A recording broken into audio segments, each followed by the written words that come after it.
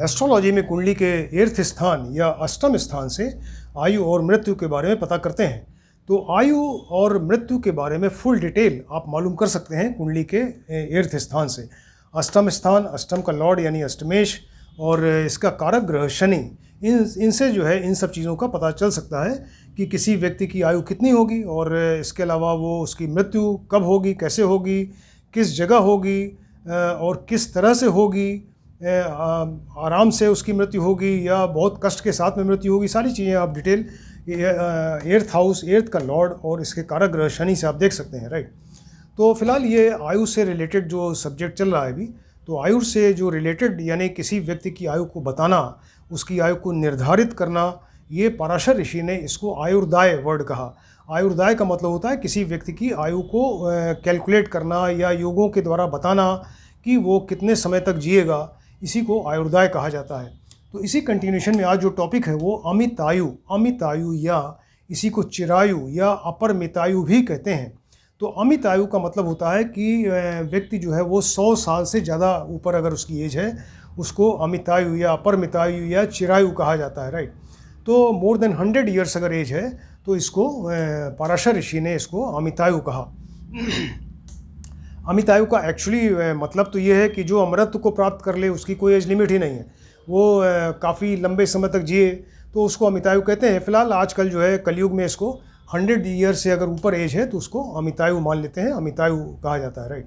तो इससे रिलेटेड बहुत सारे योग बताए ऋषि पराशर ने कि अगर ये सब योग हैं, क्योंकि उन्होंने कहा कि इसको आप किसी मैथमेटिक्स से कैलकुलेट कर ही नहीं सकते, नहीं पॉसिबल है। उन्होंने क्लियर कट बताया कि किसी व्यक्ति की आयु 12 से कम या 100 वर्ष से अगर ज़्यादा है तो आप उसको गणित या मैथमेटिक्स के द्वारा कैलकुलेट नहीं कर सकते।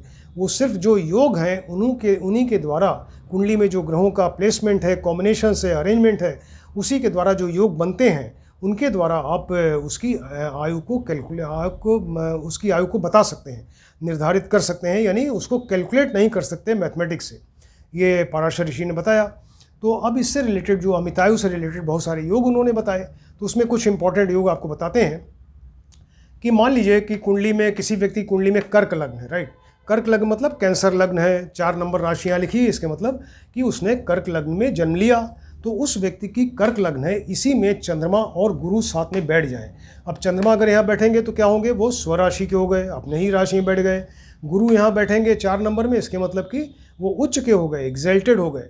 तो चंद्रमा स्वग्रही और गुरु एग्जैल्टेड या उच्च के होके अगर कर्क लग्न की कुंडली में बैठ जाएं और केंद्र में जो बाकी जो 4, 7, 10 हाउसेस हैं कुंडली के, इसमें बुध और शुक्र बैठे हों और शेष ग्रह जो बचे वो सूर्य, मंगल, शनि वगैरह ये सब जो है 3, 6, 11 में अगर बैठे हों तो इसको फिर ऐसा व्यक्ति जो है अमितायु को प्राप्त होगा, यानी 100 ईयर से ज़्यादा उसकी एज होगी।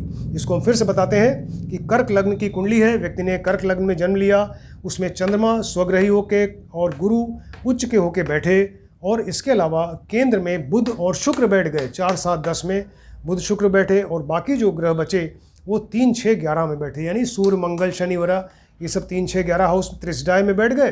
तो ऐसा व्यक्ति जो है उसको अमितायु की प्राप्ति होगी, यानी 100 ईयर से ज़्यादा उसकी एज होगी। मान लीजिए कर्क लग्न है या ब्रख लग्न है, कर्क लग्न 4 नंबर ब्रख लग्न होगी तो यहाँ 2 नंबर टॉरस लग्न आ जाएगी।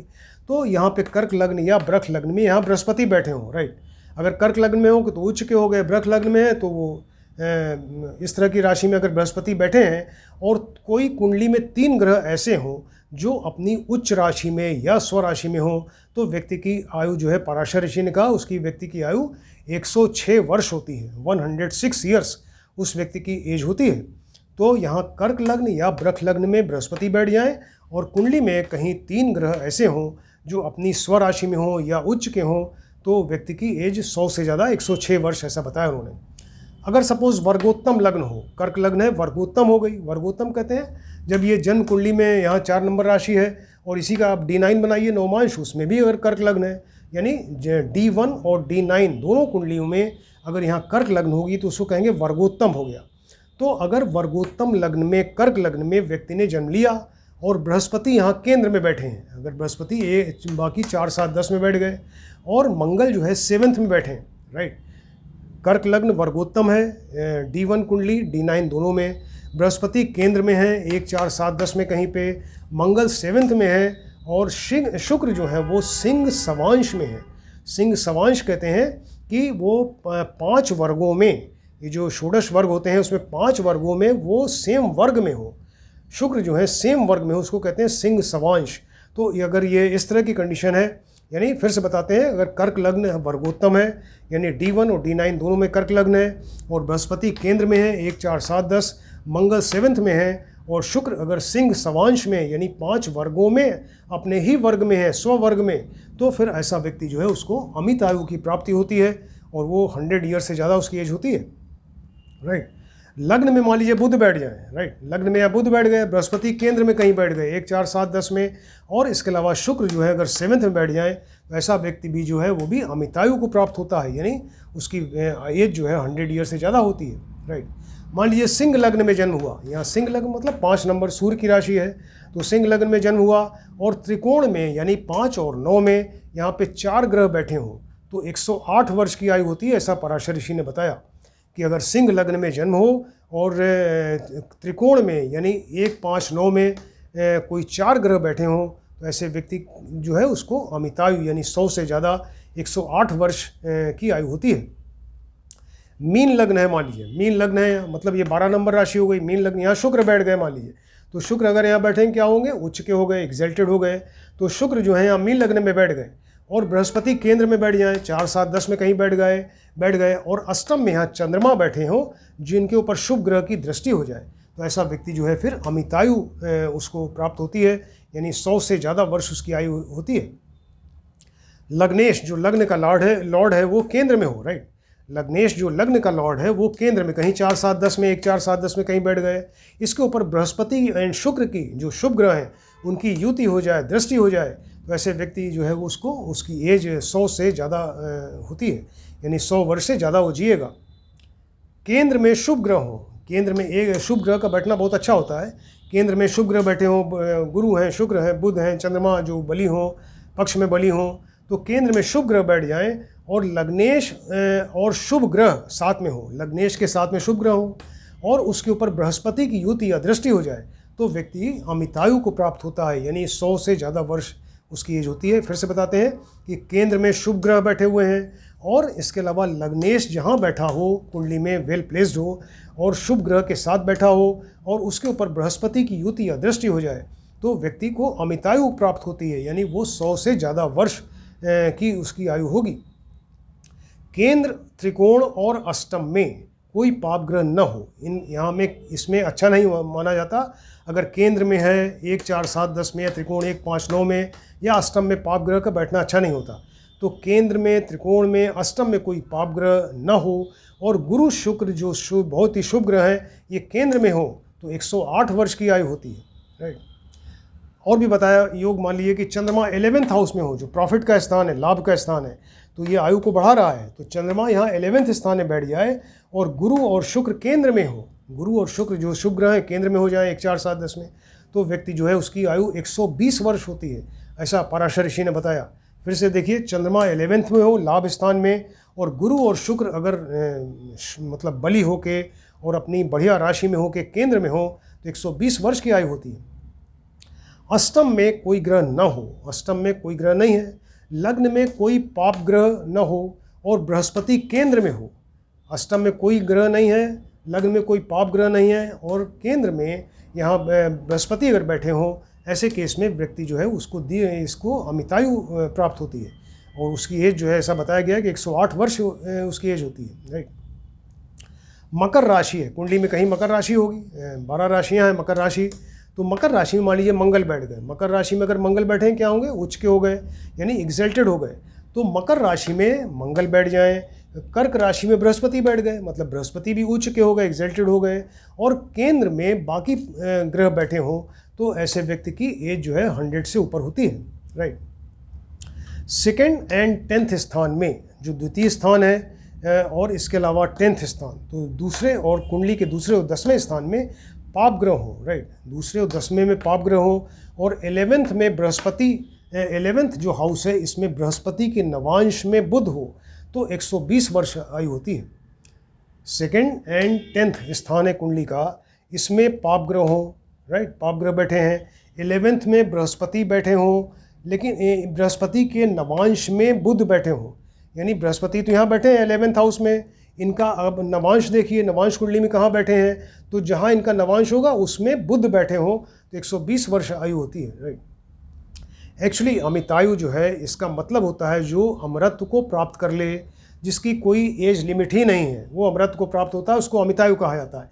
लेकिन फिलहाल ये अमितायु है, चिरायु है, अब अपरमितायु है इस कहते हैं। तो फिलहाल आजकल जो कलयुग में इसको 100 से ऊपर जो एज है उसको अमितायु कहा जाता है। तो एक्चुअली ये जो अमितायु या चिरायु एज है, ये देवताओं, बड़े दुर्लभ ये इस तरह की एज होती है जो कि देवताओं, वसु जो होते थे पहले, देवताओं, वसुओं और गंधर्वों में इस तरह की आयु होती थी पहले, राइट। तो ये जो अमित आयु है इसका मतलब जो अमरत्व को प्राप्त कर ले। बृहस्पति और कुंडली में देखिए योग जो है, बृहस्पति एंड मंगल अपनी उच्च राशि में हो। बृहस्पति उच्च राशि मतलब 4 नंबर राशि में बैठ जाए तो उच्च के हो गए, मंगल 10th राशि में होंगे तो उच्च के हो गए। तो कुंडली में कहीं बृहस्पति और मंगल अपनी उच्च राशि में बैठे हों और शुक्र तुला में बैठा हो, शुक्र जो है वो अपनी स्वराशि में बैठे हों और चंद्रमा धनु की राशि में हो, यानी बृहस्पति की राशि में हो, तो ऐसे व्यक्ति जो है वो अमित आयु को प्राप्त होता है, यानी 100 से ज़्यादा एज होगी उसकी। शुक्र और बताया, तमाम योग बताए हैं ऋषि पराशर ने।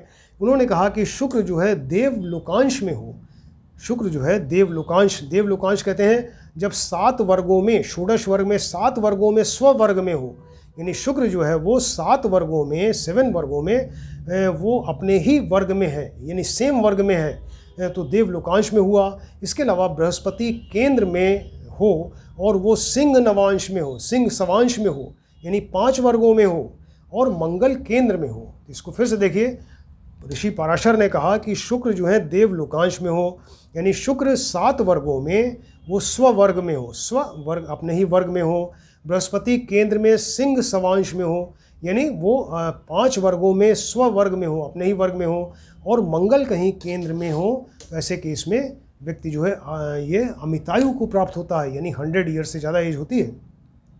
और भी बताया, मान लीजिए शनि जो है पर्वतांश में हो, उसमें पर्वतांश कहते हैं जब 6 वर्गों में सेम वर्ग में हो, 6 षोडश वर्ग में 6 वर्गों में सेम वर्ग में हो, स्ववर्ग में, तो शनि जो है पर्वतांश में हो और बृहस्पति केंद्र में हो और देवलोकांश में हो, यानी 7 वर्गों में स्ववर्ग के हो, और शुक्र उत्तमांश में हो, यानी 3 वर्गों में स्ववर्ग के हो, तब भी अमितायु की प्राप्ति होती है। इसको फिर से देखिए, शनि पर्वतांश में यानी 6 वर्गों में स्ववर्ग के, बृहस्पति केंद्र में बैठे हैं, और सिंह देवलोकांश में यानी 7 वर्गों में स्ववर्ग हैं, और शुक्र उत्तमांश में हैं, यानी शुक्र जो है वो 3 वर्गों में स्ववर्ग के हैं।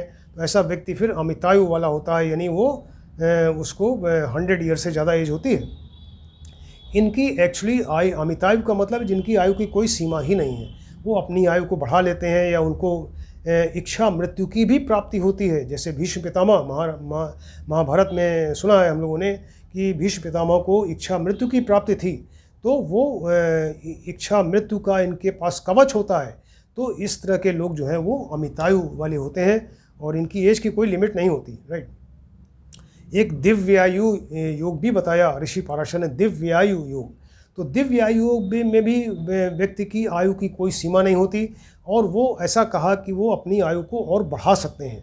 तो जो अगर शुभ ग्रह, मान लीजिए कि गुरु हैं, शुक्र हैं, बुध हैं, चंद्रमा है, सब शुभ ग्रह हैं, अगर ये केंद्र में हो, त्रिकोण में हो कुंडली में, और सभी जितने पाप ग्रह बचे ये सारे 3, 6, 11 में, त्रिसडाय में बैठे हों, तो सारे शुभ ग्रह केंद्र में हो, 1, 4, 7, 10 में, सारे पाप ग्रह 3, 6, 11 में हो, तो ऐसा व्यक्ति जो है, और या अष्टम में या तो शुभ ग्रह हो या शुभ राशि हो, तब ऐसे केस में व्यक्ति जो है वो दिव्यायु योग को प्राप्त करता है, यानी वो अपनी एज को बढ़ा सकता है। कैसे बढ़ाएंगे? जो पहले के ऋषि मुनि ये सब होते थे, ये लोग यज्ञ है, जप है, अनुष्ठान है, और मेडिटेशन, योगा, ये सब करके हजारों वर्ष तक जीवित रहते थे। ऐसा सुना हम लोगों ने, इस तरह पुराण में और वेद पुराण में लिखा हुआ है कि इस तरह के लोग हजारों वर्ष तक जीते थे।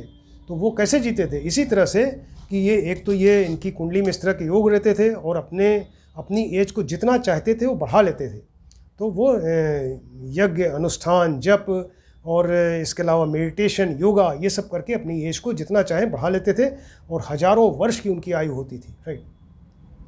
तो कितने सुंदर तरीके से ऋषि पाराशर ने इसको एक्सप्लेन किया है, बताया है। तो आप इसको ध्यान से देखें और स्टडी करिए। ये अमित आयु या चिरायु या अपरमितायु इसी को कहते हैं, जो मोर देन 100 ईयर्स, और एक्चुअली में ये तो जो अमरत्व को प्राप्त कर ले वही अमितायु होता है, राइट। और दिव्यायु में भी जो बताया कि कोई एज लिमिट नहीं है, वो अपनी एज को और बढ़ा सकते हैं। यज्ञ है, अनुष्ठान है, जप करके, मंत्रों का जाप करके, मेडिटेशन, योगा, ये सब से के बल पे अपनी आयु को और बढ़ा सकते हैं, राइट। तो ये कंटिन्यूशन में जो अभी चल रहा आयुर्वेद का टॉपिक चल रहा है, आज आपको बताया अमितायु या चिरायु। ये लेक्चर नंबर 261 है। जिसने अभी तक सब्सक्राइब नहीं किया है काइंडली इसको सब्सक्राइब करें।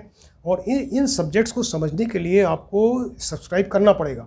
आप सब्सक्राइब करेंगे तो आपके बाद एक कंटिन्यूशन में वो लेक्चर्स आते चले जाएंगे, और आप उसको कंटिन्यूशन में जब स्टडी करेंगे, देखेंगे, तब ये चीज़ें बड़ी आसानी से समझ में आने लगेंगी, राइट। और किसी ने अगर, वो हमारा सेम चैनल है गिटार में, जिसको हमने कोरोना वॉरियर्स के लिए ट्रिब्यूट किया है, अगर वहाँ सब्सक्राइब कर दिया आपने तो फिर यहाँ सब्सक्राइब न करें एस्ट्रोलॉजी में, क्योंकि वो जो कोरोना वॉरियर्स को ट्रिब्यूट किया गया है हमारे गिटार के गाने, और ये एस्ट्रोलॉजी के जो वीडियोज़ हैं, ये हम सिखा रहे हैं आपको एस्ट्रोलॉजी, तो ये दोनों का चैनल एक ही है, किसी एक ही जगह सब्सक्राइब करना है, राइट। Thank you.